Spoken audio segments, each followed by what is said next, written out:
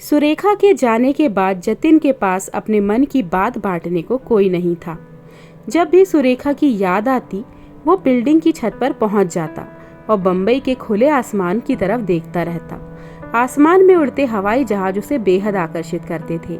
हवाई जहाज की आवाज़ सुनते ही वो उस पर अपनी नज़रें टिका देता और उसे तब तक देखता रहता जब तक वो नज़रों से ओझल नहीं हो जाता।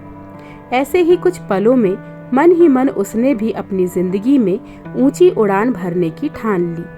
बचपन के इन्हीं खेल कूद के दिनों में ही एक्टिंग की नींव भी पड़ गई। बचपन में वो अपनी माँ के साथ एक नाटक देखने गया। स्टेज पर लोगों को अलग अलग किरदार निभाते देखना उसे बेहद पसंद आया। अगले ही दिन उसने पड़ोस के बच्चों को बिल्डिंग की छत पर जमा कर लिया। इसके बाद नाटक की तरह ही सबको अलग अलग किरदार बांट दिए गए। थिएटर के अंदाज में एक दूसरे से डायलॉग बोलने का सिलसिला जब शुरू हुआ तो सबको बहुत मजा आया। बच्चों को जैसे नया खेल मिल गया। अगले ही दिन छत पर पड़ी टूटी फूटी बेंच और लकड़ी के तख्तों से एक स्टेज बनाया गया। मंच तैयार था। अब कोई भी बच्चा कोई भी रोल निभा सकता था, कुछ भी बन सकता था, कुछ भी। ये जतिन की जिंदगी का पहला मंच था, वो मंच जहाँ उसके ख्वाब ऊंची उड़ान भरने के लिए तैयार थे। उन दिनों मेरा मनपसंद रोल एक बंजारे का था। इस रोल के लिए मुझे रंगीन कपड़े पहनकर, चेहरे पर रंग लगाकर लंबे लंबे डायलॉग बोलने थे। मुझे ये सब बहुत अच्छा लगता था, लेकिन नाटक देखना मुझे सबसे ज़्यादा पसंद आता था। थिएटर जाने का कोई मौका मैं नहीं छोड़ता था, मगर जैसे जैसे मैं बड़ा हुआ थिएटर और नाटकों की जगह फिल्मों ने ले ली। बचपन के इस मंच पर जब जतिन के दोस्त उसके डायलॉग्स पर ताजियां बजाते तो उसे अजीब सी खुशी मिलती। महफिल में तारीफ बटोरने का यह एहसास उसके दिलो दिमाग में बस गया था। इस मंच पर खड़े होकर वो अपने अंदर अजीब सी ताकत महसूस करता था। नाटक के किरदार निभाते हुए वो सोचता था कि वो अब किसी भी कुर्सी पर बैठने के लायक बन गया है। मंच पर ये किरदार निभाकर वो हमेशा सबका प्यार पा सकता था, ऐसा प्यार जो शायद कायम भी रहे हमेशा। 50 का दशक अपने आखिरी मोड़ पर था। बम्बई बदल रहा था।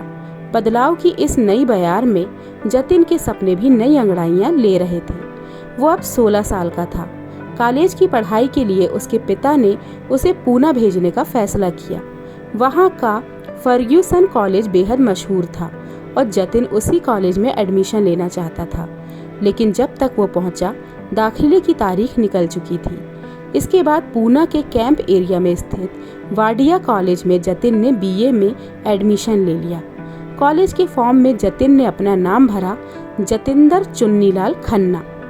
पूना में अपने शुरुआती दिनों में जतिन अपने एक पारिवारिक मित्र रमेश भाटलेकर के घर रहता था।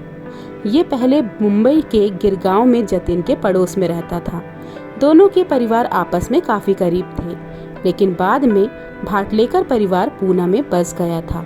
वहाँ के डेक्कन जिमखाना के पास आपटे रोड पर रमेश भाटलेकर के बंगले में जतिन कुछ महीने मेहमान बनकर रहा। 70 की उम्र पार कर चुके रमेश भाटलेकर को आज भी जतिन की बातें याद हैं। हम बचपन में गिरगाम में साथ साथ खेलते थे। वो शुरुआत से ही दिखने में अच्छा था और एक्टर बनना चाहता था।